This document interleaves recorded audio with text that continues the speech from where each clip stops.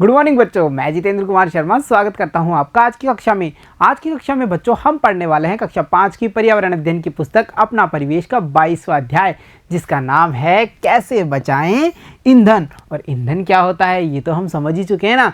चाहे हमें भोजन पकाने के लिए, चाहे वाहनों को चलाने के लिए इस ईंधन की आवश्यकता होती है। ईंधन के अंदर हम बच्चों जलाने के लिए जो लकड़ी होती है उससे लेकर के पेट्रोल डीजल के जो उत्पाद हैं उन्हें भी सम्मिलित करते हैं। यानी ये ईंधन हमारे जो धरती है, हमारी पृथ्वी है, उस पर सीमित मात्रा में है। इसका निर्माण कैसे हुआ इनको समझेंगे हम इस पाठ में। साथ ही साथ बच्चों हम ये जानेंगे कि इस ईंधन से या इस जो पेट्रोल डीजल है इसको बचाने का जो तरीका है, यानी संरक्षण के जो अलग अलग उपाय हैं वो कौन कौन से हैं, हम कैसे इनको संरक्षित कर सकते हैं, इन सब के बारे में हम इस अध्याय में विस्तार से समझ बनाएंगे। तो चलो बच्चों शुरू करते हैं पाठ को, जिसमें हम जानकारी प्राप्त करेंगे ईंधन होता क्या है, कौन कौन से ईंधन होते हैं, ईंधन के उत्पाद कौन से होंगे, इन सब के बारे में हम इस प्रकार पाठ में जानकारी लेंगे। बच्चों पाठ के शुरू में हम मिलने वाले हैं कुछ स्कूल के बच्चों से, जिनका जो स्कूल का कैंप है वो पिकनिक के लिए निकल पड़ा है। अब ये स्कूल कहाँ स्थापित है और वो पिकनिक के लिए कहाँ जा रहे हैं, रास्ते में वो कौन कौन से ईंधन के जो प्रकार हैं उनको जानेंगे, उनसे हमें क्या क्या जानकारी मिलेगी ये तो हमें पाठ में ही पता चलेगा। तो चलो बच्चों पाठ को शुरू करते हैं। भिवाड़ी विद्यालय के सभी बच्चे अपना अपना टिफिन व पानी की बोतल लिए बहुत खुश नजर आ रहे थे। भिवाड़ी स्कूल में जो बच्चे थे वो अपने अपने पानी की बोतल टिफिन लेकर के बहुत खुश नज़र आ रहे थे। ऐसे क्यों खुश नज़र आ रहे थे? क्योंकि हमें पता है वो पिकनिक पर जाने वाले हैं, और जब हम कहीं घूमने जाते हैं बच्चों तो हम भी कितना खुश होते हैं ना। इसीलिए तो बच्चे बहुत खुश हैं। और खुश क्यों ना हो, सभी करीब 125 किलोमीटर दूर सरिस्का अभ्यारण्य घूमने जा रहे हैं। बच्चों अब हमें पता चल पा रहा है कि जो भिवाड़ी के बच्चे हैं विद्यालय के वो कहाँ आ रहे हैं, 125 किलोमीटर दूर स्थित सरिस्का अभ्यारण्य में घूमने के लिए। अब बच्चों का कितना लंबा सफ़र है तो उन्हें यातायात के साधनों का उपयोग करना पड़ेगा ना।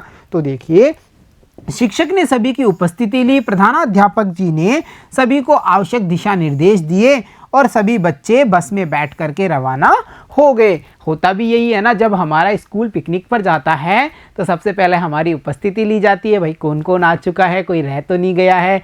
अगर रह गया है तो उससे पूछा जाएगा कि वो आ रहा है कि नहीं आ रहा है, ये सब चीज़ें होती हैं।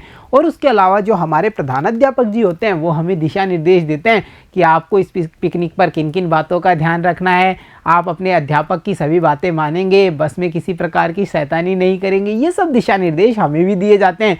तो ऐसे ही दिशा निर्देश पर प्रधानाध्यापक जी के द्वारा सभी बच्चों को दे दिए गए और बच्चों ने निर्देशों को प्राप्त किया और फिर सब अपनी बस में बैठ करके रवाना हो गए। तो अब देखते हैं रास्ते का उनका सफ़र कैसा रहता है। बच्चों सुबह का समय था, सड़क पर वाहन कम ही थे। कहीं कहीं किसान बैलगाड़ी और ऊंट गाड़ी में चारा लेकर जाते दिख रहे थे। बच्चों यहाँ पर यातायात के कुछ साधनों के नाम हमें प्राप्त हुए, जैसे बैलगाड़ी और ऊंट गाड़ी, जिनमें किसी प्रकार के ईंधन का उपयोग नहीं किया जाता। किया जाता है क्या? नहीं किया जाता ना। बच्चों यहाँ पर हम ये समझ पा रहे हैं यातायात के कुछ ऐसे साधन होते हैं जिन्हें चलाने के लिए किसी प्रकार के ईंधन की आवश्यकता नहीं होती।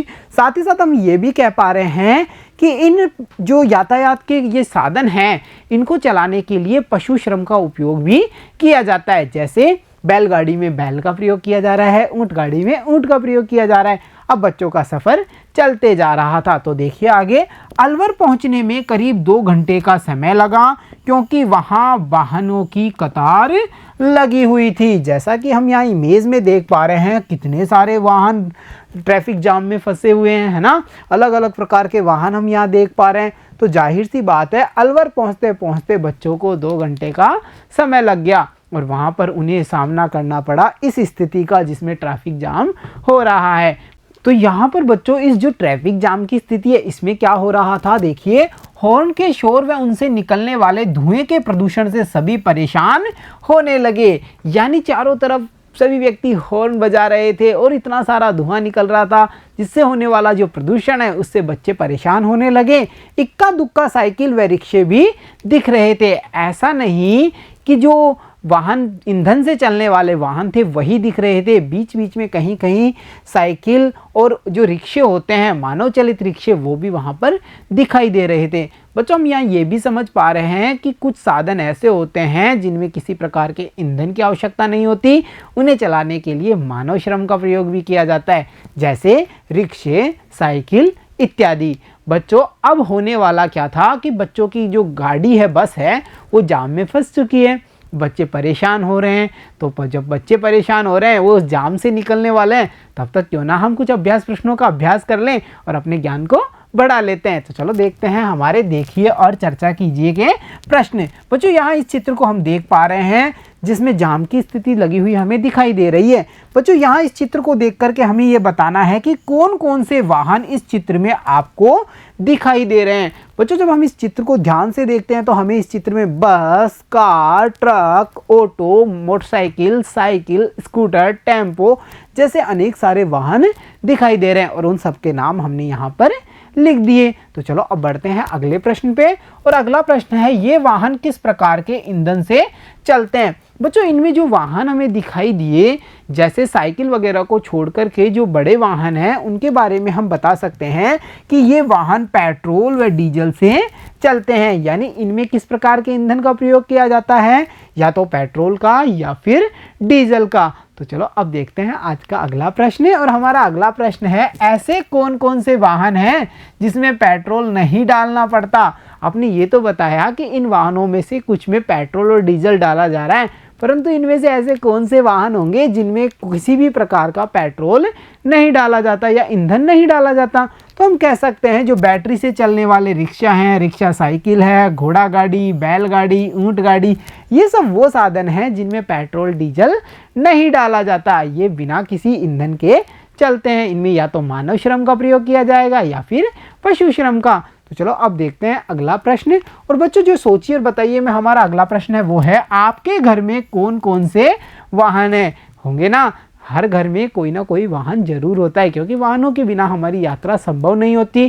चाहे वाहन छोटा ही हो, हमें उसकी आवश्यकता पड़ती है। तो यहाँ पर हमें बताना है कि हमारे घर में कौन कौन से वाहन हैं। जैसे देखिए हमारे घर में cycle, motorcycle, car, scooter, scooty जैसे वाहन हैं। अब बच्चों यहाँ पर मैंने हमारे घर में उपलब्ध जो वाहन हैं उनके नाम बताएं, उसी प्रकार आप भी बताएंगे कि आपके घर में कौन कौन से वाहन हैं और उनके नाम आपको यहाँ लिखने हैं। तो चलो अब देखते हैं अगला प्रश्न, और हमारा अगला प्रश्न है आपके परिवार के लोग काम पर किस वाहन से जाते हैं। तो जाहिर सी बात है जो वाहन हमारे पास उपलब्ध होंगे, परिवार के सदस्य अब उनका प्रयोग करेंगे अपने काम पर जाने के लिए। तो मैं यहाँ कह सकता हूँ कि हमारे परिवार के जो सदस्य हैं वो cycle, motorcycle, car, scooter, scooty आदि वाहनों का प्रयोग करते हैं अपने काम पर जाने के लिए। इसी प्रकार बच्चों आप भी बताएंगे कि आपके परिवार के जो सदस्य हैं वो काम पर किस वाहन से जाते हैं। तो चलो अब देखते हैं अगला प्रश्न, और बच्चों जो हमारा अगला प्रश्न है वो है चित्र में दिख रहे वाहनों के अलावा यातायात के और साधन कौन कौन से होते हैं। बच्चों यहाँ पर हम जो यातायात के साधन देख पा रहे हैं वो सड़क मार्ग पर यात्रा करने के लिए हमारे काम में आते हैं। इसके अलावा यातायात के कुछ साधन ऐसे होते हैं जो वायु मार्ग से यात्रा करने में हमारी सहायता प्रदान करते हैं।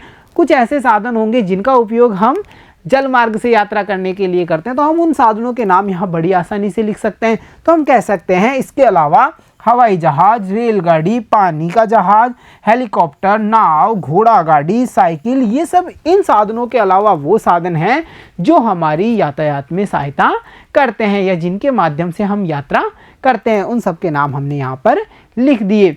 अब बच्चों हमने ये तो देखा कि जो बच्चों की गाड़ी है वो जाम में फंसी हुई थी, अब वहाँ से वो गाड़ी निकल चुकी है, यानी उनकी बस वहाँ से निकल चुकी है। अब आगे क्या होने वाला है वो भी देखें। तो देखिए एक तेल पंप देखकर ड्राइवर काका ने बस रोक दी। वहाँ वाहनों की लंबी कतार लगी हुई थी। ड्राइवर काका ने देखा कि तेल पंप आ चुका है, क्यों ना बस को रोका जाए और इसमें ईंधन भरवा लिया जाए। जब ड्राइवर काका ने बस रोकी तो प्यारी सी बच्ची रितु जो कि पास में ही बैठी हुई थी उससे रहा नहीं गया और वो बोल पड़ी। क्या बोली देखो, रितु ने कहा काका अभी से पेट्रोल खत्म हो गया क्या? अरे काका अभी तो हम चले ही हैं, अलवरी पहुंचे हैं, इतनी बड़ी बस है, क्या अभी से पेट्रोल खत्म हो गया?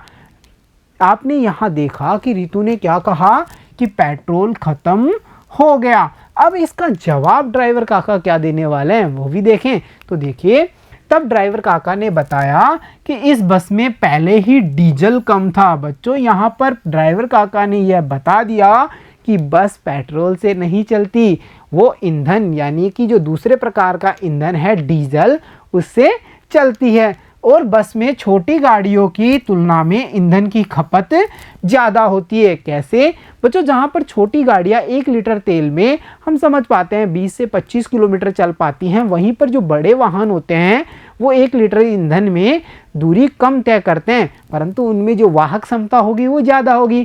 क्योंकि अगर हम सोचें कि इन बच्चों को अपने पिकनिक पर आने के लिए छोटी गाड़ियों का उपयोग करना होता तो ये कितनी गाड़ियाँ लेके जाते? अगर इससे पूरे टूर पे मानो 35 बच्चे गए हैं तो एक छोटी गाड़ी में 5 सवारी आ पाती हैं, तो इनको 7 गाड़ियाँ ले जानी पड़ती, परंतु इन्होंने एक ही बस ले ली जिसमें ये सभी जा रहे हैं। तो बच्चों, इस प्रकार से हम ये समझ पा रहे हैं कि बड़ी जो वाहन होते हैं उनमें ईंधन की खपत ज़्यादा होती है, परंतु उनमें सवारी ज़्यादा क्षमता में बैठ पाती हैं। पेट्रोल पंप पर लिखे स्लोगन को देखकर अखिल ने शिक्षक से पूछा, ऐसा क्यों लिखा है? पेट्रोल के भंडार सीमित हैं, इसका मितव्ययतापूर्ण उपयोग करें। वहाँ पर एक स्लोगन यानी एक आदर्श वाक्य लिखा हुआ था जिसमें यह लिखा हुआ था कि पेट्रोल के भंडार सीमित हैं, इसका समझदारीपूर्ण उपयोग करना चाहिए। ऐसा स्लोगन देख करके अखिल से रहा नहीं गया और उसने शिक्षक महोदय से पूछा, ये ऐसा क्यों लिखा हुआ है शिक्षक महोदय, आप इस बात को स्पष्ट करें। अब शिक्षक महोदय आगे क्या बताने वाले हैं इस स्लोगन के बारे में, तो हम तो शिक्षक महोदय की बात सुनना पसंद करेंगे ना, और हम भी देखेंगे कि ऐसा लिखा क्यों होता है। तो देखिए बच्चों, शिक्षक महोदय बताते हैं, बेटा पेट्रोलियम जमीन में बहुत गहराई में पाया जाता है। ये लाखों वर्ष पूर्व भूमि में पेड़ पौधों तथा जीव जंतुओं के दबने और रासायनिक क्रिया से बना है। यह काले रंग का गाढ़ा द्रव्य होता है। बच्चों, यहाँ पर हमें यह समझ में आ रहा है कि जो ईंधन का प्रकार पेट्रोल है वो कैसे उत्पादित हुआ है। क्या हुआ था कि लाखों वर्ष पहले जो पेड़ पौधे हैं, जीव जंतु हैं, वो भूमि में दब चुके थे और रासायनिक क्रिया हुई और ये दबाव पड़ा, कई सारी रासायनिक क्रियाएं हुई, उच्च ताप के कारण यह एक काले गाढ़े रंग के द्रव्य में परिवर्तित हो जाता है, जिसे हम क्रूड ऑयल यानी कच्चा तेल के नाम से जानते हैं। अब यहाँ कच्चा तेल तो बन गया, परंतु अभी पेट्रोल नहीं बनाना। तो आगे शिक्षक महोदय क्या बताते हैं, रिफाइनरी में शुद्धिकरण से पेट्रोल, डीजल, मिट्टी का तेल, मोम, वैसलीन, डामर आदि प्राप्त होते हैं। यानी कि जो वो कच्चा तेल यानी क्रूड ऑयल बना, उससे क्या क्या बनाया गया, बाद में क्या क्या उत्पादित किया गया, और वो भी कहाँ पर? रिफाइनरी में।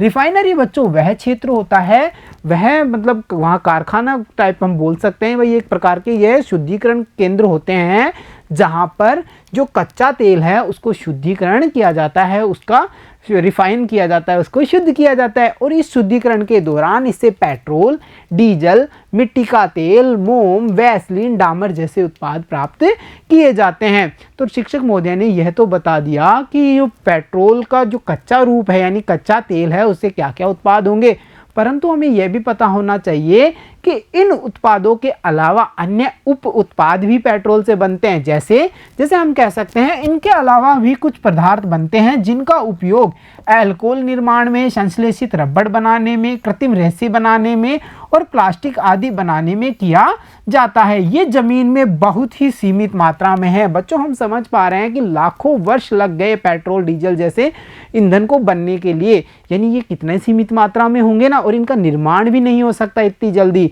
तो इसीलिए पेट्रोल पंप पर यह स्लोगन लिखा गया था कि पेट्रोल के जो भंडार हैं वो सीमित हैं, इसका उपयोग आप मितव्ययतापूर्ण करें। तो आगे हमें यह भी पता चला कि पेट्रोल बनाया कैसे जाता है, इससे कौन कौन से उत्पाद भी निर्मित होते हैं। तो साथ ही साथ देखिए आगे यह भी होता है कि जो प्यारी सी बच्ची आस्था है वो यह पूछ लेती है कि तब तो यह तो जल्दी ही समाप्त हो जाएगा। क्यों शिक्षक महोदय, आप कह रहे हैं कि लाखों वर्ष पहले बना उत्पाद सीमित हैं, तो ये तो बहुत जल्दी सीमित हो जाएगा, सीमित है तो बहुत जल्दी खत्म हो जाएगा ना।